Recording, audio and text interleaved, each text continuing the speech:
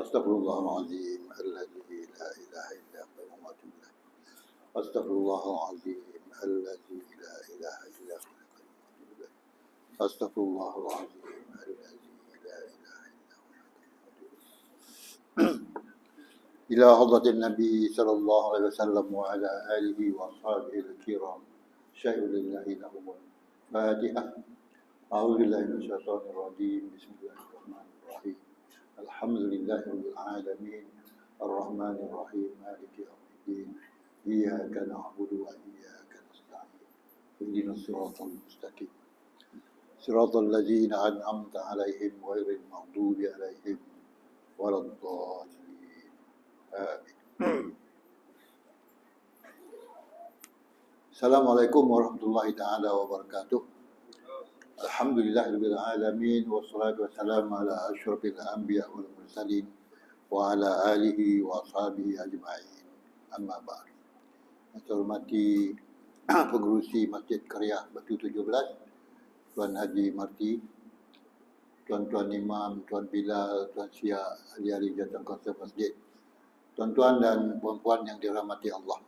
Alhamdulillah, terlebih dahulu kita panjatkan kesyukuran kepada Allah Subhanahu wa taala yang telah limpah kurnia-Nya, maka pada malam ini sekali lagi kita dapat bersama-sama di masjid yang mulia dan berkat ini untuk kita sama-sama salat jemaah maghrib dan seterusnya kita menambah sedikit ilmu kita berkaitan dengan alam kematian dan alam akhirat. Mudah-mudahan Allah Subhanahu wa taala memberkati kehidupan kita dan menggunakan taufik dan hidayahnya kepada kita semua, insya-Allah. Tajuk kita pada malam ini, tuan-tuan dan puan-puan, ialah orang yang pertama dihisap. Siapakah dia orang yang pertama akan dihisap di akhirat besok? Kita kan? Dan perkara yang pertama kali dihisap, perkara yang pertama dihisap, orang pertama dan perkara pertama yang akan dihisap di akhirat besok. Akan dihisap, akan ditanya lah, akan disoal jawab. Apa dia? Siapakah dia orang yang pertama dan apakah dia yang akan ditanya dulu sebelum ditanya perkara-perkara lain. Dan apakah pula perkara yang pertama kali diputuskan? Apakah perkara pertama yang akan diputuskan di akhirat besok? Berkaitan dengan apa Allah bagi keputusan? Orang yang pertama kali dipanggil kerana permusuhan. Dan siapakah orang yang pertama kali dipanggil besok di akhirat? Kerana permusuhan mereka semasa hidup di dunia. Di akhirat tak ada permusuhan lagi, tuan-tuan. Cuma di akhirat adalah hari pembalasan. Di situlah akan dipersoalkan tanggungjawab kita. Apa yang kita jalankan, apa yang kita lakukan semasa kita hidup kat dunia, sama ada umur kita panjang ke, umur kita pendek ke, amalan-amalan kita itu akan diterima oleh Allah SWT ataupun tidak diterima. Itu semuanya akan kita bawa di akhirat besok. Dan akan ditanya oleh Allah SWT. Baiklah tuan-tuan dan puan-puan. Dalam sebuah hadis marfu' yang diriwayatkan oleh Ibnu Majah, dikatakan hadis marfu', hadis yang sampai pada Rasulullah, dan diriwayatkan oleh Ibnu Majah, dikatakan umat yang akan pertama kali dikumpulkan dan dihisap adalah umatku, kata Nabi Muhammad. Ini bukanlah seseorang tertentu, individu tertentu, tapi umat yang pertama sekali akan dikumpulkan, kemudian dihisap, kemudian disoal jawab, ditanya dalam beberapa perkara, adalah umatku, kata Nabi Muhammad SAW, iaitu umat Nabi Muhammad SAW. Walaupun umat Nabi Muhammad datang kemudian, tuan-tuan, tetapi dialah yang pertama besok akan diperiksa, akan dihisap oleh Allah Subhanahu wa taala. Kita adalah umat terakhir. Sebelum kita ada lagi umat-umat nabi-nabi yang dahulu, semua umat Nabi Adam, Nabi Hud, Nabi Saleh, Nabi Nuh, dan semua umat-umat nabi-nabi yang dahulu, lebih dahulu daripada umat Nabi Muhammad. Tapi umat Nabi Muhammad yang pertama sekali. Walaupun kita datang kemudian, tapi umat Nabi Muhammad SAW akan pertama kali akan dikumpulkan dan dihisap. Jadi kita Dapat nombor berapa tuan? Kalau ambil nombor dekat hospital ke depan mana, dapat nombor 1 lah. Kita datang kemudian, tapi kita disoal dulu. Orang datang dulu, tapi disoal kemudian. Orang yang mati dulu beribu-ribu tahun, dibangkitkan, belum lagi dikumpulkan. Sedangkan umat Nabi Muhammad kemudian, dan mati kemudian, tetapi dikumpulkan lebih awal daripada umat-umat dahulu. Okay?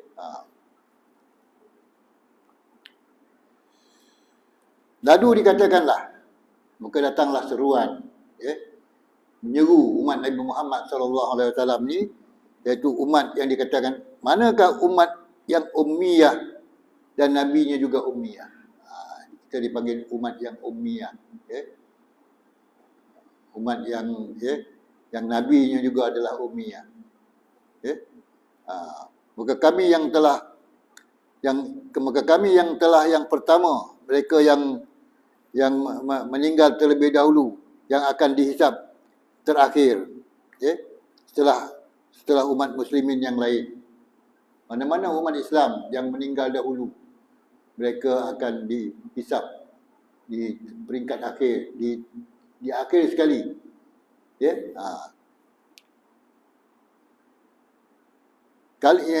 Maka kami yang pertama, mereka yang meninggal terlebih dahulu, yang akan dihisab terakhir. Siapa yang dahulu meninggal di kalangan umat Nabi Muhammad SAW ni akan dihisab terakhir sekali. Dan sebelum itu umat Nabi Muhammad yang lain-lain akan dihisab lebih awal, walaupun mereka mati lambat. Jadi janganlah kita risau tuan-tuan. Kita ni mungkinlah golongan-golongan yang terakhir sekali, mungkin golongan-golongan yang terawal sekali yang akan dihisab di akhirat besok.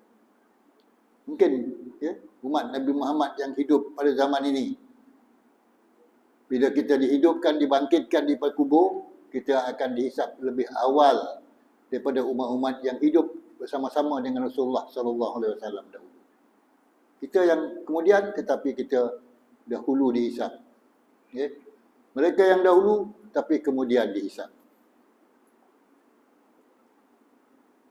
Jadi kalau penghisapan itu berlaku, maka ianya bergantunglah kepada keadaan kehidupan yang kita lalui semasa kita hidup kat dunia. Lebih-lebih lagi lah zaman kita hari ini, berbagai-bagai pencaroba, berbagai-bagai dugaan, berbagai-bagai fitnah, berbagai-bagai kejadian yang boleh menggugat keimanan kita. Dan kita adalah golongan panggil golongan mutaakhirin, mereka-mereka yang akhir. Itu satu persoalan dia.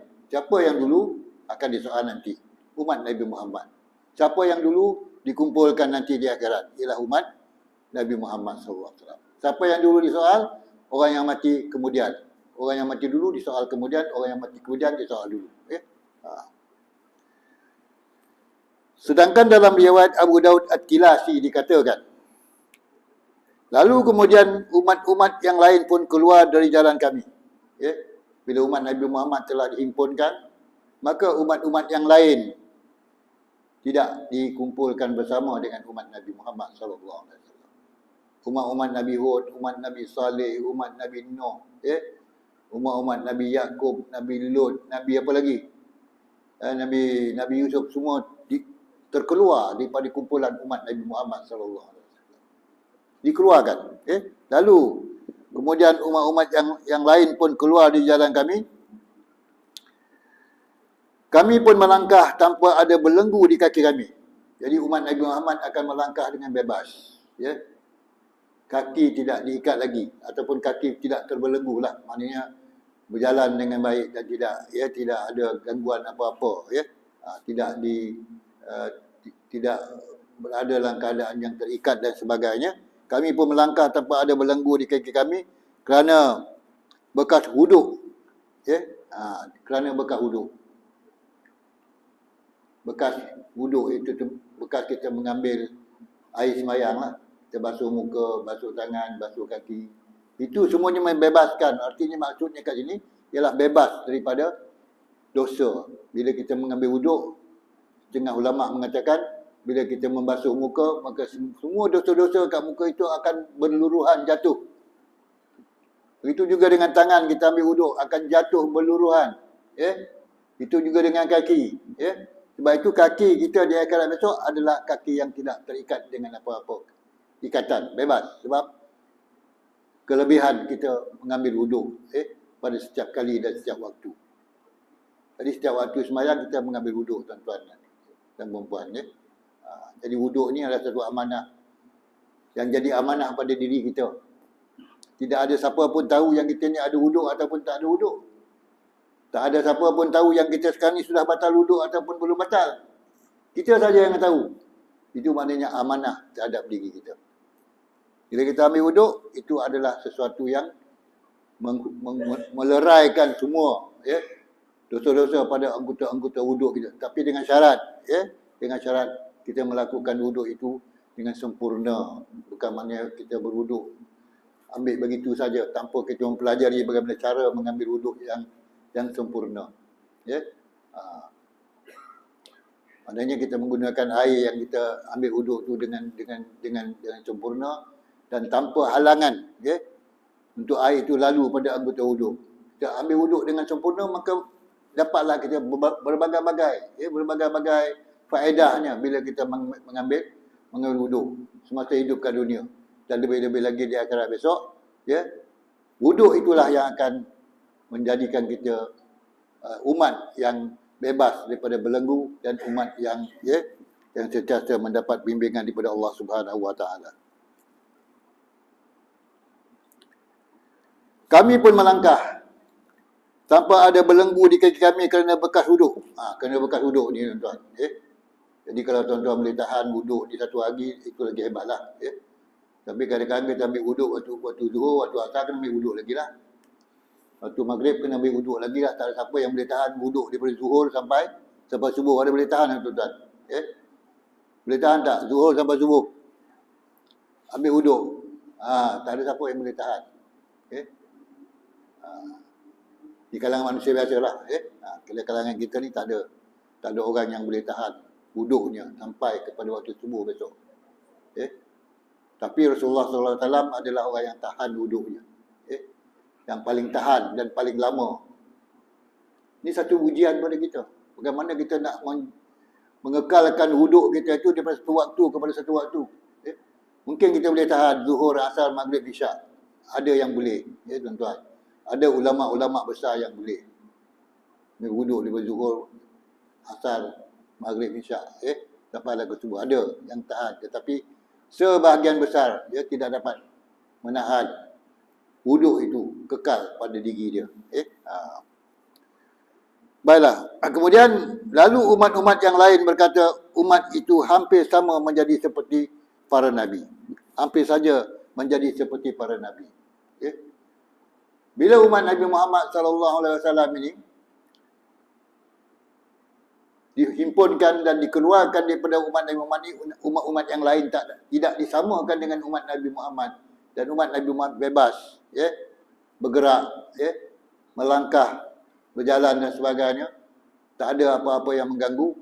Maka umat-umat yang lain pun mengatakan bahawa umat Nabi Muhammad ini adalah umat yang macam saja. Umat Nabi Muhammad ini hampir saja menjadi seperti para nabi. Seolah-olah umat Nabi Muhammad ni macam apa? Macam nabi. Kelebihan dia kata umat-umat yang lain. Tapi kita tahulah, kenal diri kita kan. Kita kenal diri kita sejauh mana ibadah yang kita lakukan setiap hari, tuan-tuan. Banyak mana ibadah yang kita buat setiap hari, sejauh mana. Setakat mana yang kita mampu. Di segi ibadah lah. Ibadah ni jangan tuan-tuan fikirkan ibadah-ibadah khusus saja. Jangan tuan-tuan fikirkan sembahyang fardu, sembahyang sunat, puasa sunat, puasa fardu, berzakat. Itu ibadah khusus. Ibadah khusus. Tapi kita ada ibadah yang khusus, ada ibadah yang umum. Bila masuk ibadah khusus, kita berhenti menjalankan ibadah-ibadah yang umum. Contohnya kalau di negeri Mekah lah, tuan-tuan. Orang berniaga. Berniaga itu satu ibadah. Mencari nafkah yang halal untuk menanggung anak isteri dan sebagainya. Buka kedai. Tapi bila waktu solat sampai dan azan dikemundangkan, semua tutup kedai dan pergi solat. Daripada ibadah umum, mereka melangkah kepada ibadah khusus. Mereka pergi beribadah, sembahyang berjemaah, ya, solat berjemaah, solat sunat, qabliyah, ba'diyah. Selepas solat, baru mereka pergi pula ke kedai mereka dan buka kedai. Itu adalah ibadah umum. Jadi daripada ibadah umum, pergi kepada ibadah khusus. Hari-hari kita lakukan sedemikian, tuan-tuan.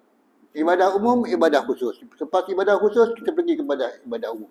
Dengan syarat, kita niatkan apa-apa yang kita lakukan itu kerana Allah Subhanahu Wa Taala. Barulah dia dianggap sebagai ibadah. Pada ibadah khusus, kepada ibadah umum, pergi kepada ibadah khusus. Kemudian balik pada ibadah umum. Ya? Sama jugalah macam dalam bulan Ramadan. Kita berpuasa adalah ibadah khusus. Tapi bila kita bekerja dalam bulan Ramadan, kita bekerja sebagai guru ke, sebagai kerani ke, sebagai pemandu ke dan sebagainya, itu adalah ibadah umum. Ya? Itu adalah ibadah umum. Kita di dalam masa kita menjalankan ibadah khusus, kita juga jalankan ibadah yang umum. Maknanya kita berganda-ganda pahala yang kita dapat. Ya? Sebab itu dalam Quran Allah menyebutkan wama khalaqtul jinna wal ins illa liya'budun. Dan aku tak jadikan dan tak ciptakan manusia dan jin ini melainkan untuk beribadah kepada aku. Itulah gambaran ibadah yang kita lakukan setiap hari. Ya? Jadi kalau kiranya ibadah kita itu diterima oleh Allah Subhanahu Wa Taala, maka setiap masa dan setiap waktu, ya, kita hidup dalam keadaan sentiasa tunduk dan beribadah kepada Allah Subhanahu Wa Taala. Seterusnya tuan-tuan dan puan-puan, sedangkan dalam hadis marfu' yang diriwayatkan oleh Imam Bukhari dan Imam Muslim dikatakan, perkara yang paling pertama kali diputuskan di antara manusia pada hari kiamat adalah perkara yang berkaitan dengan darah. Apa maksud darah ni, tuan-tuan?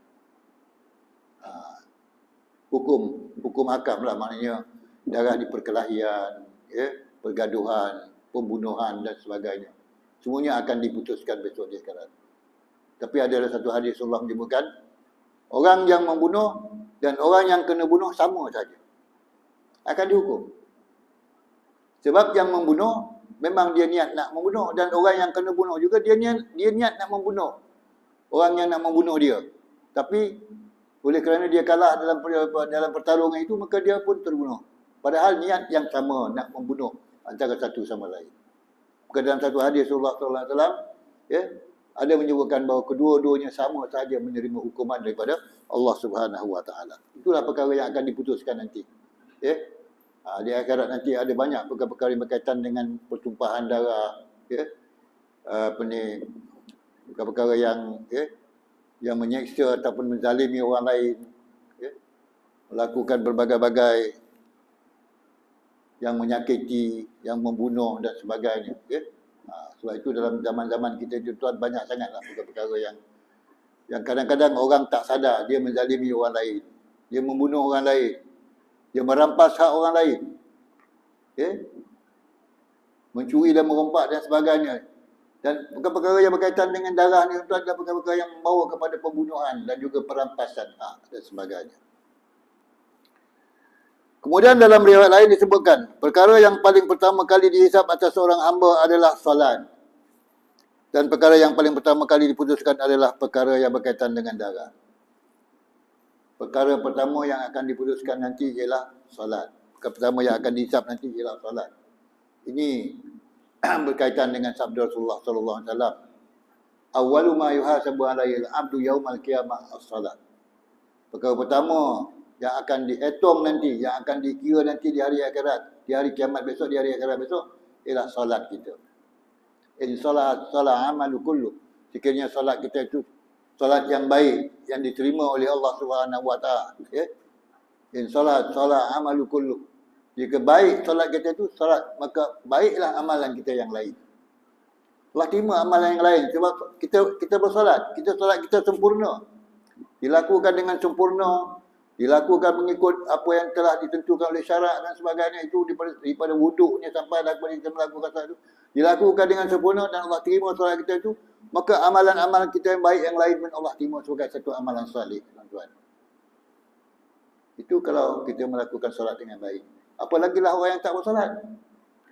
Kalau orang tak bersolat, apa yang Allah nak terima daripada dia? Sebab itu kita sangat bimbang. Kalau ada golongan orang-orang Islam yang hidup bersama-sama dengan kita, bersyarakat dengan kita, berjiran dengan kita, sahabat dengan kita, tapi dia tak solat.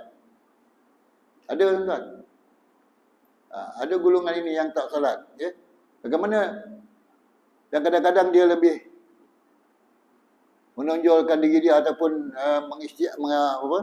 mengiklankan diri dia adalah orang yang terbaik. Dialah yang banyak beri sumbangan, dialah yang banyak perkhidmatan, dialah yang banyak menolong orang fakir miskin. Tapi dia tak salat.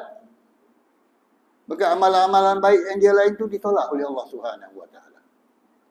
Walaupun kita setiap bulan menyumbang ataupun memberikan bantuan kepada ibu bapa kita beribu-ribu ringgit, tuan-tuan. Tapi kalau tak salat, maka segala sedekah ataupun segala bantuan yang kita beri pada ibu bapa kita ditolak oleh Allah SWT sebagai satu amalan salih. Sebabnya kerana kita tidak mendirikan solat. Itu yang dikatakan di Rasulullah SAW. Awalu ma yuhasabu alaihi al-'abdu yaumal qiyamah as-salah. In salat amalu kullu wa in fasada amalu kullu. Kalau buruk sembahyang kita tu, tak baik sembahyang itu, kalau tak sembahyang lagi lah pula maka semua amalan yang kita buat, walaupun amalan itu dipandang oleh orang ramai ataupun dipandang oleh masyarakat ataupun dinilai oleh manusia di hidup dunia sebagai amalan yang baik, tetapi kalau kita tak solat, tidak ada maknanya, tuan-tuan. Tidak ada maknanya kita buat perkara yang baik sedangkan kita tak hablum minallah kita kurang. Hablum minallah, hubung kita dengan Allah tak ada. Hanya hubung kita dengan manusia je ada. Baik pun kita dengan manusia yang lain, berjiran baik, bersahabat baik, bersilaturahim baik, tetapi hubungan kita dengan Allah tidak baik, maka batal semua kebaikan kita tu. Allah tak terima. Sebab itu yang paling pertama sekali kita nak kena jaga ialah solat kita. Sebab itu kalau tuan-tuan pergi mana-mana juga, di mana-mana masjid ke, mana-mana surau ke, tak putus-putus tuan-tuan guru yang mengajar tu, antara pelajaran dia ajarnya ialah tentang solat, tuan-tuan, tentang solat. Walaupun ada kadang-kadang komen-komen daripada jemaah mengatakan balik-balik solat, balik-balik solat, balik-balik huduk, balik-balik rukuk, balik-balik berbagai-bagai lagi lah. Tapi sebenarnya itulah perkara yang pertama sekali besok akan dihisap di akhirat besok. Untuk menentukan solat kita itu adalah solat yang Allah terima, maka barulah diterima semua amalan-amalan salih yang kita lakukan dalam kehidupan kita ini, tuan-tuan. Dalam sebuah hadis yang berasal daripada Ali bin Abi Talib radhiyallahu, Ali bin Abi Talib ini bolehlah kita sebut Ali bin Abi Talib radhiyallahu anhu ataupun karramallahu wajhah. Dua sebutan lah boleh kita sebut Sayyidina Ali ni. Sayyidina Ali ni adalah kanak-kanak yang mula-mula sekali memulai Islam. Dia adalah juga pupu Rasulullah dan dia juga adalah sahabat Rasulullah. Dia juga adalah menantu Rasulullah. Kita sini tak ada berlaku macam tu kan. Sahabatnya, sepupunya, menantu Rasulullah sallallahu alaihi wasallam. Dan orang yang sanggup berkorban kerana Rasulullah sallallahu alaihi wasallam bila Rasulullah berpindah daripada Mekah ke Madinah, dan Sayyidina Ali bin Abi Talib lah yang tidur di tempat tiduran Rasulullah sallallahu alaihi wasallam itu pada malam itu. Dan kalau sekiranya lah pembunuh-pembunuh ataupun orang-orang Quraisy yang menghantar tenteranya ataupun pembunuh-pembunuhnya untuk membunuh Rasulullah, kalaulah tidak menyingkap siapa yang tidur di tempat tidur Rasulullah SAW itu, terus dihujamkan saja senjatanya, tombaknya dan pedangnya, maka Sayyidina Ali lah yang terkorban, yang mula-mula terkorban. Tapi dia buka dulu, orang Quraisy ni buka dulu. Tengok-tengok bukannya Nabi Muhammad SAW. Dan dilihat tidur di situ ialah Sayyidina Ali radhiyallahu anhu. Baik. Jadi Sayyidina Ali ni bila kita sebut dia Sayyidina Ali radhiyallahu anhu, dan juga kita boleh sebut Sayyidina Ali karramallahu wajhah, Allah memuliakan wajahnya.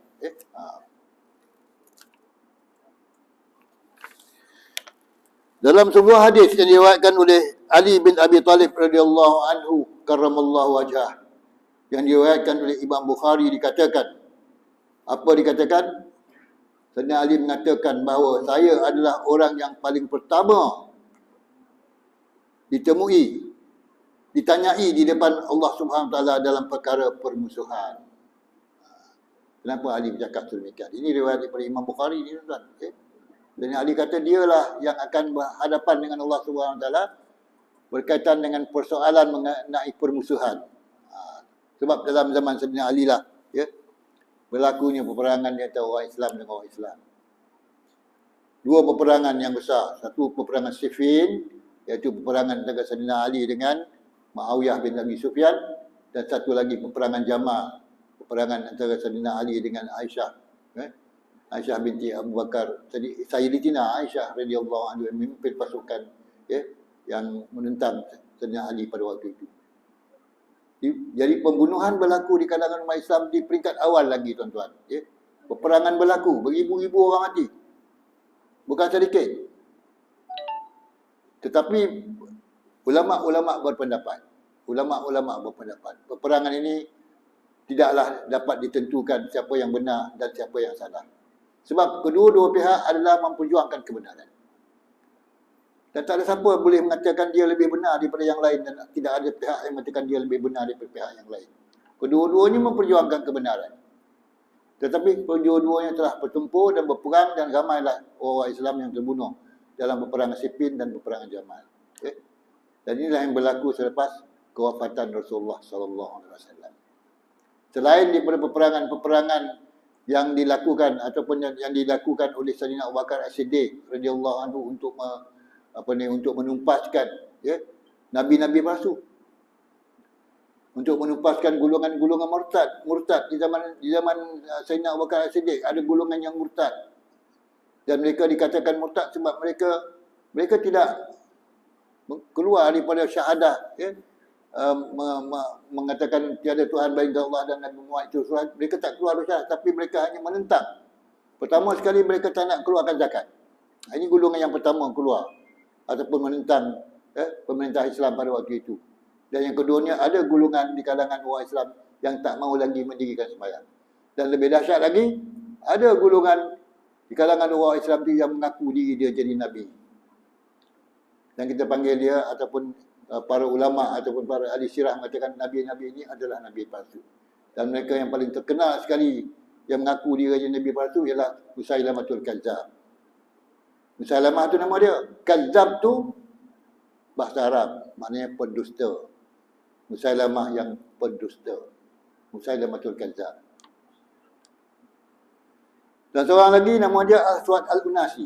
Dia pun mengaku diri dia Nabi. Dan seorang perempuan juga mengaku diri dia jadi Nabi. Siapa nama dia? Sajah. Sajah ni mengaku diri dia jadi Nabi. Di peringkat awal, selepas wafatnya Rasulullah SAW, ada orang mengaku diri Nabi palsu. Dan Musailamatul Kazzab, Nabi palsu yang pertama ni, lelaki, kahwin dengan Sajah ni perempuan, Nabi palsu perempuan. Ini pula hebatnya. Nabi palsu kahwin dengan Nabi palsu. Okay. Bukan dengan tujuan, sebab macam-macam pun dah umur dah tua, tapi bukan dengan tujuan untuk yang lain-lain, tapi tujuan dia untuk menggabungkan kedua-dua. Nabi palsu ini tentera-tenteranya digabungkan menjadi lebih ramai lagi untuk menggugat, ya, tentera-tentera Islam yang ada di Madinah. Jadi Nabi-Nabi palsu ini dia bergabung, dan untuk menyenangkan penggabungan itu mereka kahwin. Ya.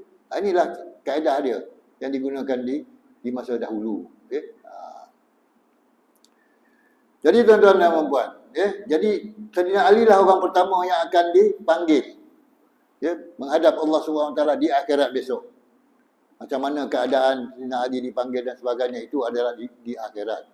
Dan kita tak boleh gambarkan macam mana kita di dunia ini, ya. Di akhirat besok kita memang tak boleh samakan dengan di dunia, tuan-tuan. Apa pun tak ada pada kita di akhirat. Pakaian pun tak ada. Macam mana pakaian kita tak ada? Tidak berpakaian langsung di akhirat, dalam keadaan yang tidak ada pakaian, tidak ada kasut, tidak ada apa-apa pun. Ya? Malah kita lebih cantik sekarang ni di dunia ni. Dengan pakaian yang cantik, dengan ketayap yang cantik, dengan songkok yang cantik. dengan semua yang baik dan indah. Tapi di akhirat besok semua orang sama. Semua tak ada pakaian. Baik lelaki, perempuan ada pakaian tak? Perempuan pun tak ada pakaian di akhirat. Sehingga Sayyidatina Aisyah tanya kepada Rasulullah sallallahu alaihi wasallam, "Ya Rasulullah, kalau macam tu, semua orang tak ada pakaian, maka orang lelaki akan tengoklah orang perempuan akan tengoklah orang lelaki." Apa jawab Rasulullah? Agak-agak apa jawab Rasulullah? Bila lah masa nak dapat tengok? Itu kita sibuk. Tak sempat nak joling mata pun tak sempat. Ya tak? Memang tak ada masa lagi. Sebab di waktu itu pun manusia sudah pun tidak ada nafsu apa-apa lagi. Di akhirat tak ada nafsu. Dalam suasana di padang mahsyar, dalam suasana kita sedang berhadapan dengan proses penggiraan amalan kita daripada hisabnya, daripada meniti siratul mustaqimnya, daripada berbagai-bagai lagi kesulitan dan berbagai-bagai lagi perkara-perkara yang kesusahan yang kita hadapi, dalam keadaan dahaga dan sebagainya. Bila masa je kita nak mendapatkan perkara-perkara yang dahulunya kalau ikut nafsu kita nak tengok je lah semuanya tu. Tapi di akhirat semuanya itu akan tertutup, sebab kita berhadapan dengan suasana pemeriksaan yang sangat ketat dan semua malaikat akan berada di keliling kita, tuan-tuan dan puan-puan. Jadi itulah keadaan di akhirat besok. Orang pertama yang akan dipanggil oleh Allah Subhanahu Wa Taala ialah Sayyidina Ali bin Abi Talib karramallahu wajhah, untuk memperjelaskan berkaitan dengan permusuhan yang berlaku di zaman Sayyidina Ali bin Abi Talib berperang dengan Muawiyah dan berperang dengan dalam peperangan Siffin dan berperang dengan orang-orang Khawarij dan berperang dengan Sayyidatina Aisyah radhiyallahu anha. Itu yang dikatakan oleh Sayyidina Ali lah. Tapi hakikat sebenarnya kita tak tahu siapa yang kena panggil awal-awal nanti. Sebab semua Nabi-Nabi, semua Rasul-Rasul akan dipanggil oleh Allah SWT. Terutama sekali Nabi Nuh akan dipanggil. Kenapa Nabi Nuh begitu lama diutuskan di dunia ini sampai 900 tahun, 850 tahun, 900 tahun. Tapi umatnya sangat sedikit. Isterinya pun tak nak masuk agama Islam ataupun agama Tauhid ini. Anak-anak pun tak nak menerima dakwahnya. Kenapa sangat sedikit? Akan dihadapkan. Nabi Nuh ni akan dihadapkan persoalan itu oleh Allah Subhanahu Wa Taala dan umatnya juga akan dihadapkan. Di situlah umat Nabi Nuh ni, tuan-tuan, daripada dunia sampailah di akhirat, mereka adalah umat yang paling degil sekali. Bila ditanya kepada umat Nabi Nuh, ada tak Nabi Nuh sampaikan dakwah kepada kamu? Mereka kata tak ada. Umat dia cakap depan Allah SWT, tak ada. Tak ada Nabi Nuh pun menyampaikan dakwahnya kepada kami. Tak ada pun Nabi Nuh menyampaikan risalahnya kepada kami. Ini umat Nabi Nuh, tuan-tuan. Tapi Allah Maha mengetahui. Tidaklah Allah menerima apa yang dikatakan oleh umat Nabi Nuh itu. Sebab Nabi Nuh adalah Nabi yang sangat sabar. Di antara Nabi-Nabi yang mendapat julukan Ulul Azmi ialah Nabi Nuh alaihissalam. Ada 5 Nabi yang dikatakan Nabi yang paling sabar dan Nabi yang paling sangat tinggi keazamannya menyampaikan agama Allah Subhanahu Wa Taala ini. Itu Nabi Muhammad SAW, Nabi Ibrahim, Nabi Nuh, Nabi Musa dan Nabi Isa. 5 orang Nabi ini digelarkan Nabi Ulul Azmi. Ini para Nabi yang dapat pangkat Ulul Azmi. Ini tidak juga menafikan tentang Nabi-Nabi yang lain yang juga mempunyai kesabaran yang tinggi. Tetapi di antara yang ramai-ramai Nabi itu dan Rasul-Rasul itu, yang 313 Nabi dan Rasul itu, 5 Nabi inilah yang paling tinggi sekali darjatnya di kalangan para Nabi dan para Rasul. Baiklah tuan-tuan dan puan-puan. Kata Sayyidina Ali, sayalah orang pertama yang akan dipanggil mengenai urusan perkara-perkara yang berkaitan dengan permusuhan. Artinya ia ingin mendamaikannya dengan kafir-kafir Quraisy. Menurut Abu Dzar radhiyallahu anhu, tentang hal inilah yang dibicarakan oleh ayat. Inilah 2 golongan, ini golongan mukmin dan golongan kafir yang bertengkar. Mereka saling bertengkar mengenai Tuhan mereka. Ini pun permusuhan juga di peringkat awal lah. Okay. Orang-orang Islam permusuhan dengan orang kafir pun satu permusuhan. Okay. Orang kafir menegakkan Tuhan mereka adalah berhala-berhala yang mereka sembah. Tapi bagi umat Islam, Tuhan adalah la ilaha illallah, tiada Tuhan melainkan Allah Subhanahu wa taala.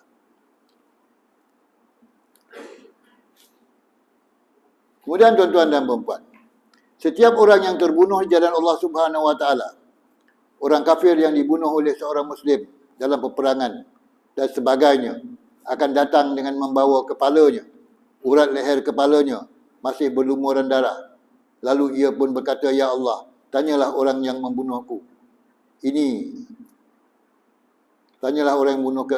kenapa ia membunuhku." Orang kafir besok juga akan datang mengadu kepada Allah SWT, kenapa ia dibunuh oleh orang Islam. Mereka akan datang jumpa Allah dengan kepala mereka, berjuraian urat-urat mereka, bertaburan darah-darah mereka, bercucuran darah-darah mereka, dan minta keadilan daripada Allah Subhanahu wa taala. Sedangkan mereka adalah orang kafir. Sedangkan golongan ini adalah golongan kafir yang memang Allah Subhanahu wa taala memang akan menyediakan golongan kafir ini neraka untuk mereka, tetapi Allah menjalankan keadilannya, dan mereka betul menghadap Allah Subhanahu wa taala, kenapa mereka bunuh aku? Kenapa? Kemudian Allah Subhanahu wa taala memanggil.